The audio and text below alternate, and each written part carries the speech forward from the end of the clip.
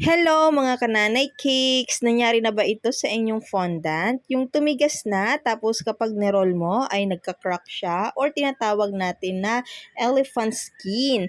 Huwag niyo pong itatapon yan kapag ganyan ang nangyari sa inyong fondant dahil meron po tayong solusyon dyan kahit wala po tayong ginagamit na microwave oven. Yes, opo. Siyempre, ang first tip ko dito ay kumuha po kayo ng vegetable shortening. Ipahid nyo po sa inyong fondant na tumigas. Tapos, inid nyo po siya hanggang sa maging smooth at maging pliable na po ulit yung kanyang texture. Sa pagninid po ng fondant, dahil tumigas na nga ito, ay kailangan po natin ng pressure or gigil sa pagninid. Katulad ng panggigigil mo sa anes. Ano ba yung anes? Bahala ka na kung ano ba yung anes. Tumigas pala ito dahil nasobrahan ko siya sa paglagay ng Tylose powder. Maulan po kasi nung araw na yan at kapag maulan po, si fondant ay nagmo-moist po yan. So, ang aking technique para hindi siya mag-moist ay dinadamihan ko po ng lagay ng Tylose powder. Yun po yung magpapa-enhance sa ating fondant para hindi siya magmo-moist. As you can see sa video, ay napakahirap ngang i-knead itong fondant natin dahil nga matigas na siya.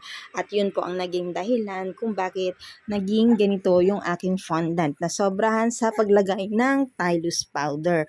And then pangalawang reason sa pagiging elephant skin ng ating fondant ay kapag nasusobrahan po natin ng paglagay ng powdered sugar o di kaya ng cornstarch. Ang disadvantage po kasi kapag nag-elephant skin na siya or tumigas na siya, kapag niroll mo na ay naghihiwalay na po siya. So, ayun yung nagka-crack-crack na or elephant skin. So, yun ang first remedyo natin ay mag-apply po tayo ng small amount ng shortening. Ang pangalawang tip po ay microwave oven. So, isalang nyo po siya sa microwave oven ng at least 5 seconds. Huwag nyo pong tatagalan dahil kapag uminit ng husto ang inyong fondant, ay mahihirapan po kayong inid ito dahil nga po mainit. Ayaw nyo naman sigurong mapaso, ano ho. Going back, nakita nyo, ayan, pag niroll ko ay hindi na siya naghihiwalay-hiwalay or makinis na siya, hindi na siya elephant skin. O, diba? Ang galing. Pagpasensyahan nyo ng aking baby at naririnig nyo sa background. Gusto niya na kasi magsalita, 5 months old pa lang yun, madaldal na. At hindi ko talaga pinabilis itong ating video dahil gusto ko talagang ipakita sa inyo kung paano ko siya naremedyohan gamit ang shortening. Para sa magtatanong kung maepekto ba ang shortening sa lasa ng ating fondant, ang sagot po ay wala. Dahil wala pong amoy ang shortening at wala rin po siyang lasa. Basta make sure lang po na vegetable shortening ang inyong gamit. Bakit? Kasi po dalawang klase po ang shortening.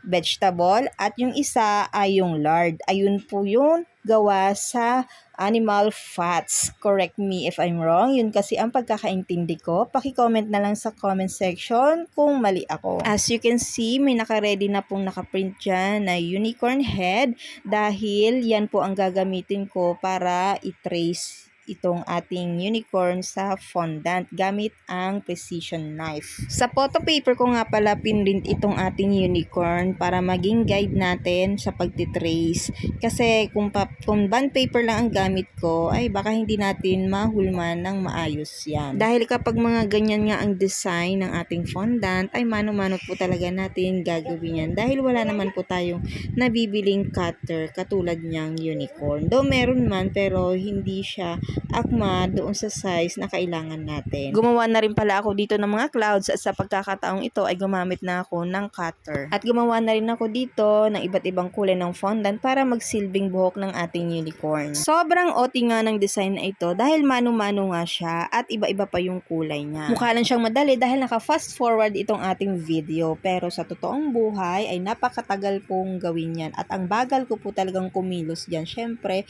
dapat ay maayos din yung pagkakasunod makasalansan natin bawat details. Edible glue nga pala yung ginamit kong pandikit dyan, at para makagawa ng edible glue, a pinch of Tylose powder at 1 tablespoon ng water. Tapos mix lang, may instant edible glue ka na. Ayan po ha, nakakarami na kayo ng tips sa akin, kaya abangan nyo po talaga bawat upload ko dahil nag-share po talaga ako ng knowledge ko about sa baking. Parang cake tutorial na nga rin itong page ko na to. At para makapag-share na nga rin ako ng mga tips sa aking mga fellow home bakers na nanonood dito sa aking mga cake vlog, at ganoon na rin sa mga baguhan na nagsisimula pa lang sa mundo ng baking. Kapag napanood nila ito ay talagang may mapupulot silang aral. So yun ang purpose ko rin, no? Makatulong din sa aking mga kapwa home baker. At kung may natutunan ka nga dito sa aking video, palambing naman ng follow, like, and share mo para maging updated ka sa mga susunod kong cake vlog tutorials. To be continued na po itong ating cake vlog for today dahil napakahaba na po ng ating video, at para naman po hindi na kayo mainip. So yun lang guys, thank you for watching. Bye!